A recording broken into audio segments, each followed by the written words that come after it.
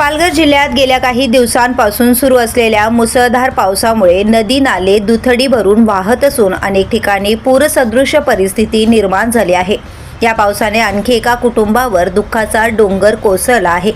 डहाणू तालुक्यातील पेठ गावातील 55 वर्षीय शेतकरी विठ्ठल जाण्या केदार हे 1 जुलै रोजी सकाळी आपल्या शेतीकडे गेले असताना सूर्या नदीच्या पुराच्या पाण्यात वाहून गेल्याचा संशय व्यक्त करण्यात आला होता।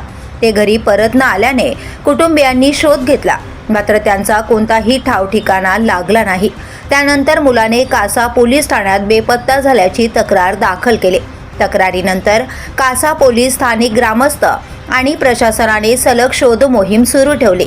मात्र मुसळधार पाऊस, सूर्या नदीचा प्रचंड वेग आणि पूरस्थितीमुळे बचाव आणि शोध कार्याला मोठ्या अडचणींचा सामना करावा लागला। अखेर बेपत्ता झाल्यानंतर तिसऱ्या दिवशी सूर्या नदीच्या चिंचारे परिसरात शोध मोहिमेदरम्यान विठ्ठल केदार यांचा मृतदेह आढळून आला। कुटुंबियांनी घटनास्थळी जाऊन मृतदेहाची ओळख पटवली। यानंतर मनोर पोलीस आणि महसूल विभागाचे अधिकारी घटनास्थळी दाखल झाले। पंचनामा करून मृतदेह शवविच्छेदनासाठी मनोर ग्रामीण रुग्णालयात पाठवण्यात आला। दरम्यान पालघर जिल्ह्यात अजूनही अनेक नद्या आणि ओढे धोकादायक पातळीवरून वाहत आहेत। प्रशासनाने नागरिकांना नदीपात्र, पूल आणि पुराच्या पाण्यापासून दूर राहण्याचे तसेच कोणतेही धाडस न करण्याचे आवाहन केले आहे। द पोलीस न्यूजसाठी माधव तल्ला, पालघर।